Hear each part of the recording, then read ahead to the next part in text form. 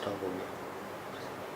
یہ جتنی بھی چیزیں ہیں یہ ڈسٹرپٹ ہو رہی ہیں انٹرنیٹ کی وجہ سے اور ٹیکنالوجی کی وجہ سے, اور یہ وہ ویریبلز ہیں جو کہ چینج ہوئے ہیں اور نالج بڑھتی چلی جا رہی ہے, سیکھنا آسان ہوتا چلا جا رہا ہے.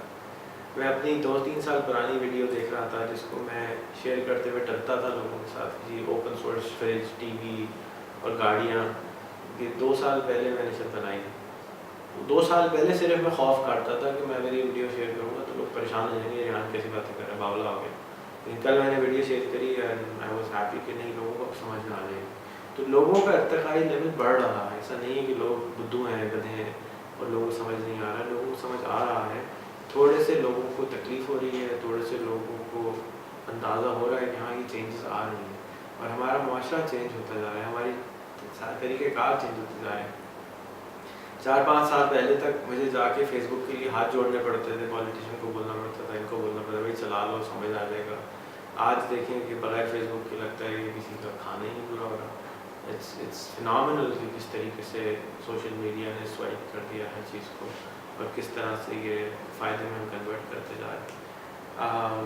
جن لوگوں کو جو اس سے خائف ہوتے تھے اب وہ اس کو سیکھنے کی کوشش کر رہے ہیں کہ بتائیں کیسے کریں. اور مسئلہ یہی ہے کہ اس وقت بھی یہ بولتا تھا کہ بھیا آج چلانا شروع کریں گے تو آپ کو چلانا آئے گا, پھر تیز چلانے کا جب ٹائم آئے گا تو آپ تیز چلانا سیکھ چکے ہوں. لیکن وہی ہو رہا ہے کہ اب انہوں نے چلانا شروع کر رہے ہیں اور لوگ تیزی سے چلا رہے ہیں, اپنی نالج کو, چیزوں کو استعمال کر رہے ہیں.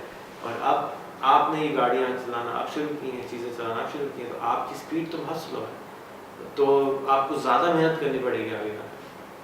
بٹ آج شروع کر دیں اور آج سے سوچ بچار شروع کر لیں کہ آپ اپنے بچوں کو, اپنے آپ کو 10 سال میں کہاں دیکھتے ہیں. اگر آپ سمجھتے ہیں کہ وہ جو اگین پچھلی سینچری تک پری یوٹیوب یا پری گوگل کی جو تعلیم تھی وہی دیتے رہیں گے, تو پوسٹ گوگل, پوسٹ یوٹیوب اور پوسٹ 2015 میں سمجھتا ہوں کہ میں یہ سمجھتا ہوں کہ یہ جو سال ہے اگلے 10 سال ہیومن ہسٹری کے بہت کروشل ٹائم.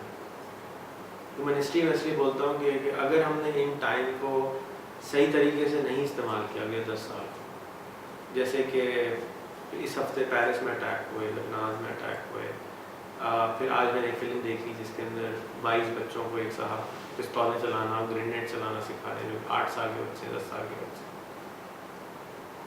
اگر ہم نے آج خوف کھا لیا اور ان سے ڈر گئے اور حملے کرنا شروع کر دیے اور ان کو تباہ برباد کرنے کی باتیں شروع کر دیں, تو نقصان یہ ہوگا کہ پھر ہم بلینز آف لوگ ماریں گے. لیکن اگر آج آپ ان لوگوں کے ہاتھ میں یہ ڈیوائسز دے دیں تو ان کے بھی ویریبلس چینج ہونا شروع ہو جائیں گے, ان کے ساتھ کنیکشن شروع کر دیں, ان کے ساتھ بات کرنا شروع کر دیں. آپ one of the best skill اگر آپ اپنے بچے کو آج دے سکتے ہیں تو زبانیں ہیں. زبانیں سکھائیں اس کو, انگریزی میں ایکسپرٹ بنائیں, اردو میں ایکسپرٹ بنائیں, عربی میں ایکسپرٹ بنائیں, چائنیز میں ایکسپرٹ بنائیں.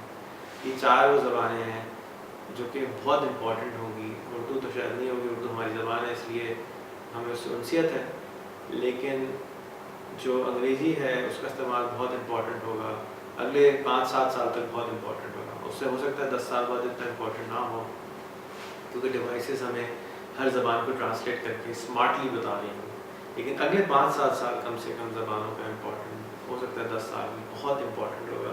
ایکسنٹس امپورٹنٹ ہیں, الفاظ امپورٹنٹ ہیں, طریقہ کار امپورٹنٹ ہے. اس لیے کہ اگر میں بڑا کیا کرتا ہے, تم اردو نہیں آتا, تم کو اس طرح بولے گا اردو, تو اردو آپ کو اچھی نہیں لگے گی, آپ کو بات سمجھ میں آدھی نہیں آئے گی, ویسٹ ہو جائے گی. بالکل اسی طرح اگر ہم انگریز کو انگریزی توڑ کے بتائیں گے اس کو ہماری بات سمجھ میں نہیں آئے گی. اور اگر ہماری بات اس کو سمجھ میں نہیں آئے گی اور اسی طرح ہمیں بھی اس کی بات سمجھ میں نہیں آئے گی تو ہم اس سے سیکھیں گے کیسے. تو زبان ایکسٹریملی امپورٹنٹ ہے, اپنے اوپر قابو بہت امپورٹنٹ ہے, فزیکل شیپ میں اچھا ہونا بہت امپورٹنٹ ہے.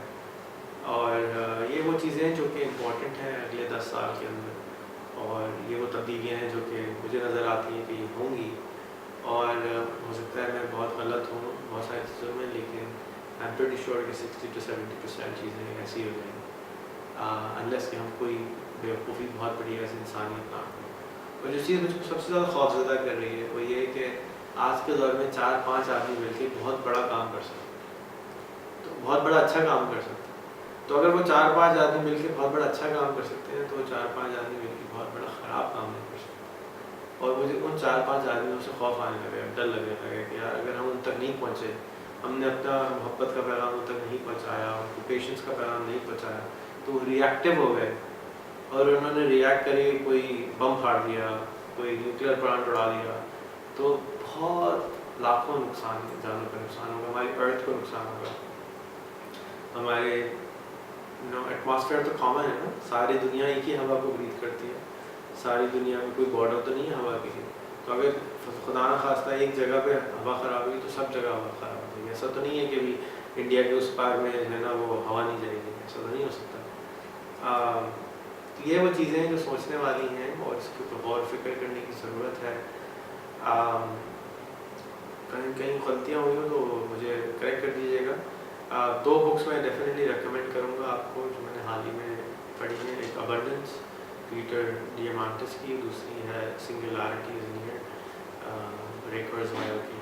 ان دونوں کتابوں کو پڑھنے کے بعد مجھے بے چینی بھی بڑھ گئی اور تھوڑا سا ٹھہراؤ بھی آ گیا, کیونکہ میرے پاس بہت سارے سوالوں کے جواب نہیں تھے جو مجھے اپنے بھی چاہیے تھے, وہ مجھے نہیں مل رہے تھے. ان 2 کتابوں سے مجھے بہت سارے جواب ملے, طریقہ کار ملا, پاتھ ملے اور آگے کا نظر آیا. اور میں اسٹرانگلی ریکمینڈ کروں گا کہ آپ لوگ جو سننے والے ہیں کتابوں کو ضرور چیک آؤٹ کریں. بہت بہت شکریہ. السلام علیکم. اللہ حافظ. 2025 میں دنیا کیسی ہوگی.